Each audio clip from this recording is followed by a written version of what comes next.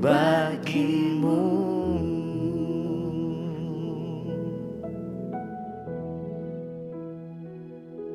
Dan saya dapatkan ayat ini saudara, kita buka bersama ya. Saya percaya ada sesuatu yang mau Tuhan bukakan buat kita.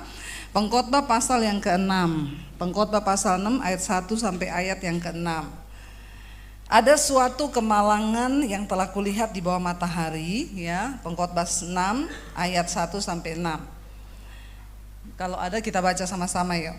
Ada suatu kemalangan yang telah kulihat di bawah matahari, bahwa yang sangat menekan manusia. Orang yang dikaruniai Allah kekayaan, harta benda dan kemuliaan, sehingga ia tidak kekurangan sesuatu pun yang diingininya. Tetapi orang itu tidak dikaruniai kuasa oleh Allah untuk menikmatinya, melainkan orang lain yang menikmatinya. Inilah kesia-siaan dan penderitaan yang pahit. Ayat 3. Jika orang memperoleh 100 anak dan hidup lama dan mencapai apa? Sampai mencapai umur panjang, tetapi ia tidak puas dengan kesenangan, bahkan tidak mendapat penguburan, kataku, anak gugur lebih baik daripada orang ini. Sebab anak gugur itu datang dalam kesia-siaan dan pergi dalam kegelapan, dan namanya ditutupi kegelapan. Ayat 5. Lagi pula ia tidak melihat matahari dan tidak mengetahui apa-apa.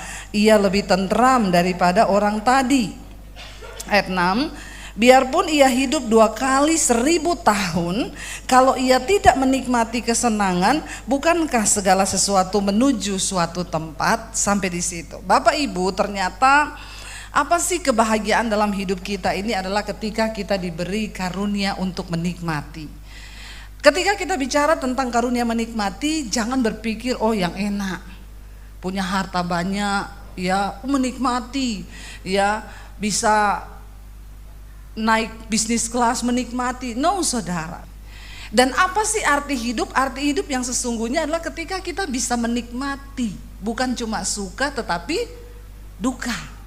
Tapi mensyukuri segala yang dilalui saudara. Ya.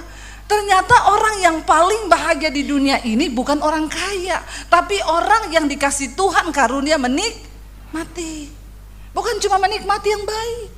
Waktu dalam keadaan tidak baik, kita bersyukur, itu namanya karunia menikmati. Beberapa waktu yang lalu tiba-tiba saya divonis saudara, saya rasa sakit, pinggang saya nih sebelah kiri. Sakit 2 bulan bukan 6 bulan, sudah tahunan. Tapi saya biarin. Saya pikir karena kecapean khotbah, terutama kalau dia datang sakitnya itu kalau saya habis khotbah 6 kali, ya hari Minggu itu sakit saudara di belakang. Jadi saya bilang sama suami, ini otot karena saya pegang mic sebelah kiri. Jadi mungkin sebelah kiri saya ini sakit. Jadi kadang dipijetin sama suami, udah hilang, tapi nanti datang lagi sakit lagi. Terakhir tuh sakitnya sudah semakin sering. Dulu cuma seminggu sekali, sekarang habis itu mundur 3 hari sekali. Sekarang tiap hari sakit, bahkan saya sudah demam saudara. Lalu akhirnya kami cek ke dokter ya, pas waktu itu ke Solo ya, kami cek, biasanya cek rutin ya, kolesterol apalah sih yang biasa-biasa. Lalu teman saya yang kerja di Prodia, dia bilang, Bu, kenapa ibu nggak CT scan aja? Katanya ibu sering sakit pinggang loh, biar ketahuan aja. Akhirnya ketika di USG ya, ketika di USG dia bilang, dokternya bilang, ini ginjal sebelah kiri ibu memang kecil sebelah ya. Saya bilang, ya harusnya enggak ya. Tapi ini mengecil sudah menyusut 3 cm. Ya, yang sebelah kanan masih utuh nih, ya 11, yang kiri tinggal 9. Terus ini ya saluran kemihnya juga membengkak nih, kayaknya membengkak. Ini enggak normal loh Bu, ini bengkaknya besar sekali. Saya lihat itu ada yang menyumbat di bawah, tapi saya nggak tahu itu apa. Tapi ibu harus segera periksa ke dokter. Saudara, kita dengar ginjal kita mengecil, menyusut 3 cm, stres enggak? Saudara manusia? Saudara stres? Ya stres saudara, saya juga stres. Biar lagi kata pendeta, ya nggak bapak-bapak pendeta? Ya kita ini sering khotbah, percaya Tuhan, ajaib, dahsyat. Tapi ketika kita diomongin gitu, jujur, pendeta juga punya rasa, punya hati. Jangan samakan dengan pisau belati. Ya kan? Kita juga manusia. Waktu saya dengar itu ciut langsung saudara nyali saya. Iman saya ciut waktu itu. Jujur kita nggak bisa ketika puji Tuhan aman percaya. No. Ketika normalnya manusia waktu takut ya ada deg-degan. Justru kalau saudara nggak pernah takut, jangan-jangan kau sudah mati rasa. Perlu periksa itu sakit jiwa pasti. Ya, kalau masih manusia normal takut, termasuk pendeta. Ya saya nggak mau pencitraan, saya ngomong apa adanya yang saya alami. Ya, karena saya juga manusia seperti jemaat pada umumnya. Lalu suami saya mau mencoba menghibur saya. Dia bilang, gak usah dipikir, Tuhan sanggup. Ayo kita pergi makan yuk di restoran kesukaanmu di Solo, adem ayem. Dia berharap supaya saya adem. Walaupun makan di adem ayem, perasaan tidak. Ini lagi divonis dokter. Saya duduk merenung, saya sedih. Suami saya berusaha, nggak usah dipikir, saya nanti pulang ke Jakarta kita periksa. Biasa itu gini. Sekarang juga canggih gini. Nggak bisa saudara. Memang ketika kita berurusan dengan masalah kesehatan, ya kita dengan diri kita dengan Tuhan. Istri mencoba menghibur, suami coba menghibur, anak coba menghibur, tapi tetap nggak bisa. Pada akhirnya waktu kita sakit, kita berurusan dengan Tuhan, dengan diri kita. Nggak bisa orang basa-basi ngomong kuat ya tetap percaya. Itu kita udah kamu nggak rasa, kamu nggak ada di posisi saya. Ya, disitulah kita harus membangun iman kita dengan Tuhan. Bagaimana kita harus mengelola hati kita, emosi kita, dan tetap percaya pada firman Tuhan. Itu nggak gampang. Akhirnya saya cuci tangan, lagi mau makan saya pergi cuci tangan dengan muka yang lesu, saya cuci tangan, tiba-tiba ibu-ibu datang, Ibu Pendeta Debbie ya? Saya bilang iya Bu.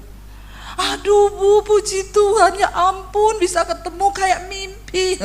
Bu, saya lagi gak enak hati nih.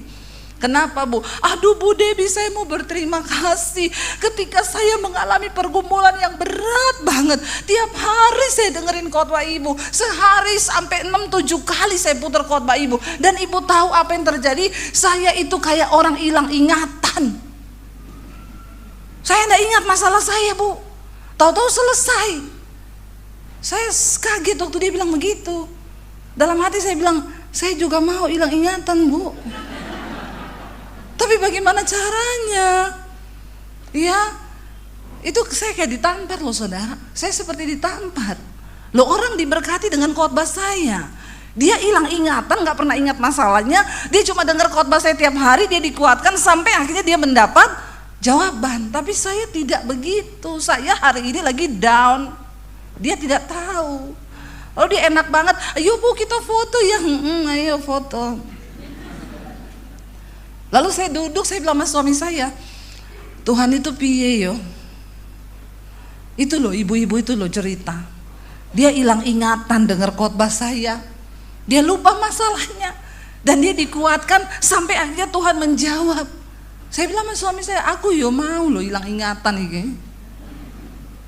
Suami saya itu kalau saya ada masalah, dia selalu gini, ndak usah dipikir toh say, selehno pikiranmu. Saudara mudeng selehno pikiranmu? Piye caranya coba? Nyeleh ke pikiran iki piye? Saya bilang sama suami, kalau ada lemari ya tak simpen itu pikiran di lemari. Masalahnya kan iki ora iso disimpan. Iya apa iya?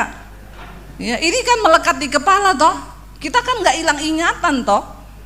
Jadi saya sedih tiap hari udah saya ketika dengar vonis itu sudah berubah. Akhirnya kami pulang ke Jakarta. Saya langsung CT scan saudara.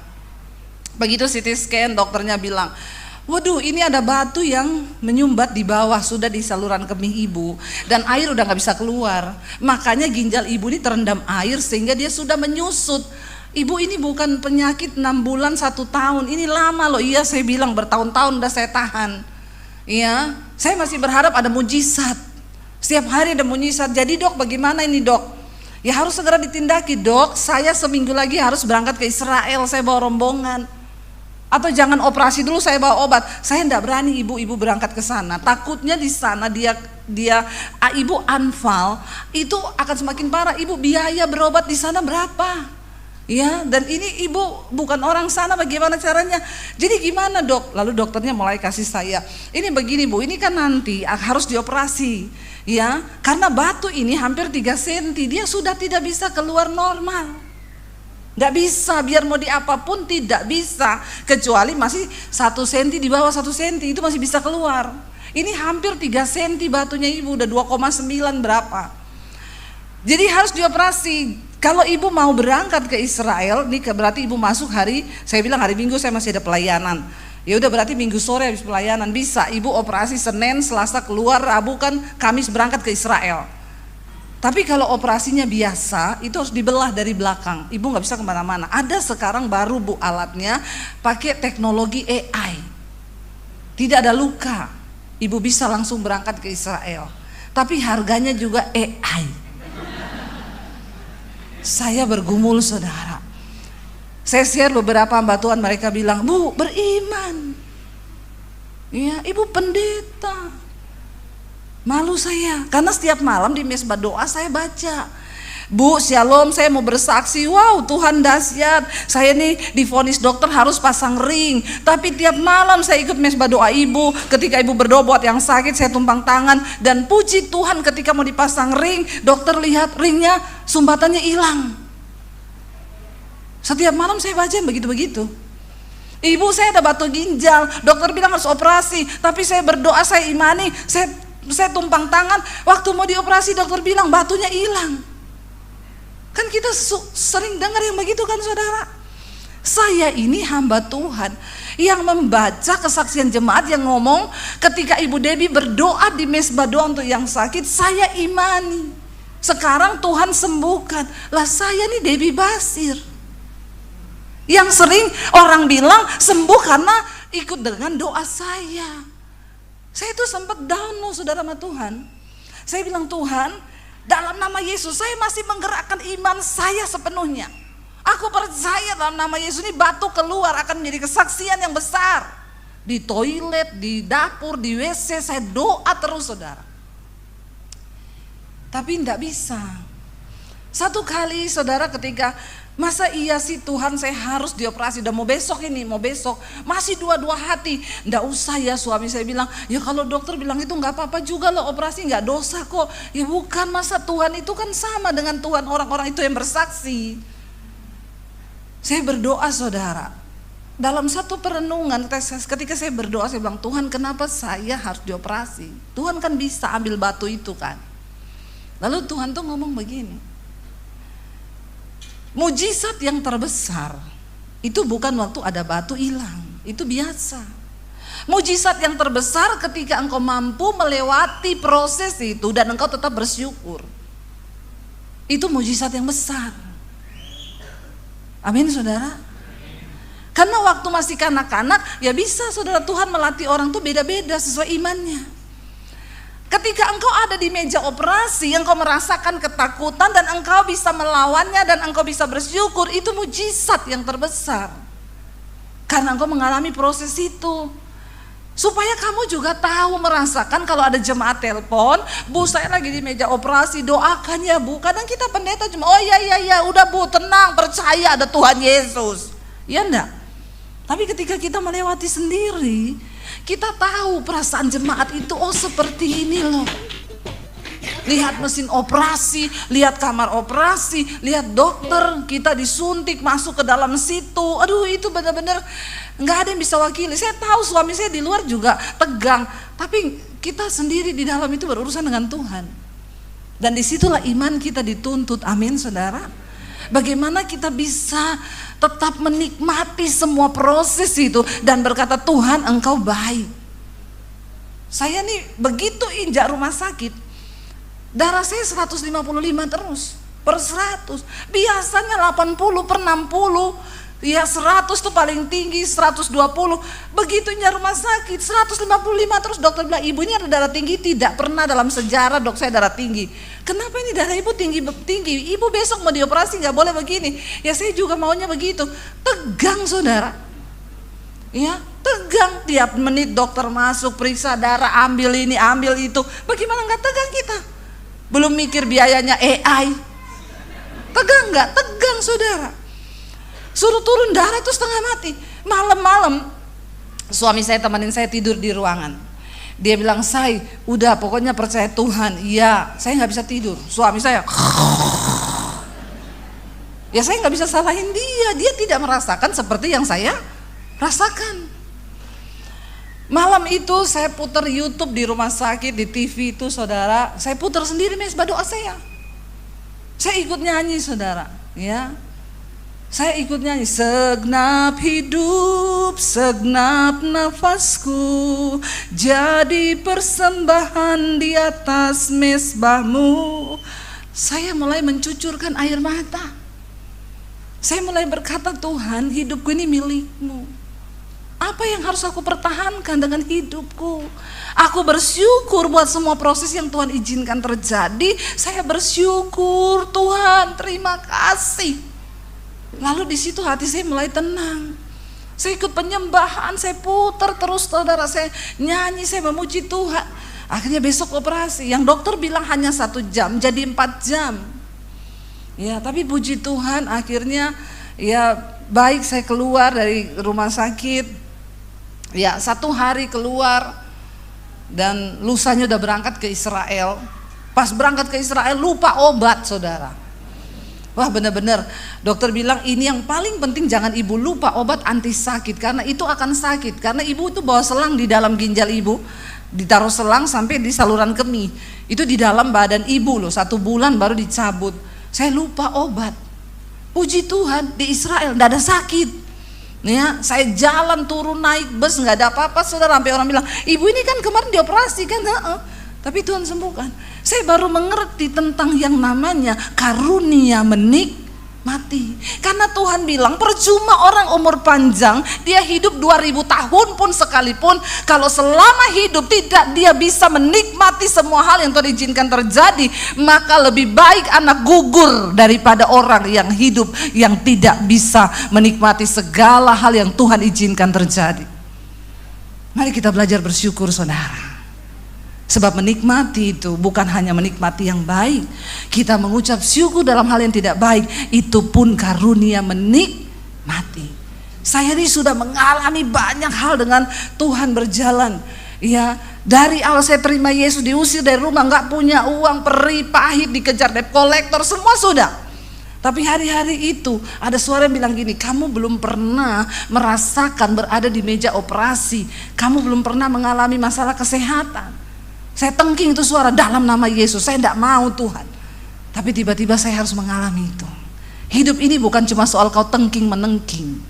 Benar tadi Bapak Pendeta bilang, ya, ketika kita diizinkan mengalami, nikmati prosesnya. Jangan pernah kecewa dengan Tuhan, tapi tetap percaya dan pegang firman Tuhan. Amin. Karena kita percaya saudara, kita ada hari ini semua karena Tuhan baik. Bangkit berdiri bersama, kita nyanyi pujian tadi, ku ada hari ini. Bangkit berdiri saudara, kita percaya bahwa hari ini hidup kita adalah karena anugerah Tuhan. Kami mengucap syukur Tuhan. Mari saya undang para singers untuk bisa bantu kita nyanyi sama-sama pujian ini. Kami mengucap syukur dalam segala perkara Tuhan, karena kami tahu Tuhan baik dalam hidup kami. Ku ada hari ini karena Tuhan saudara. Kita tidak pernah tahu keadaan apa yang akan datang menimpa di hidup kita. Kita akan pernah tahu musim apa yang datang di dalam hidup kita. Namun satu hal yang harus kita tahu, mari kita belajar mensyukuri semua itu. Itu adalah karunia menikmati. Karena firman Tuhan berkata, percuma orang hidup kaya, percuma orang itu hidup umur panjang, percuma orang itu hidup punya segalanya, tanpa dia bisa menikmati segala hal merupakan sesuatu yang baik. Mari kita belajar bersyukur malam ini.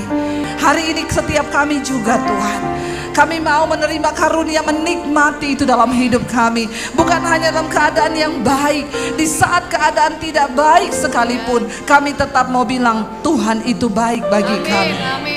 Terimalah kiranya berkat, rahmat, anugerah dari Allah Bapa, cinta kasih dari Tuhan Yesus Kristus turun atas hidup kita mulai hari ini, bahkan sampai kali yang kedua Tuhan Yesus datang kembali menjemput setiap kita, dan nama kita semua tercatat di dalam kitab kehidupan.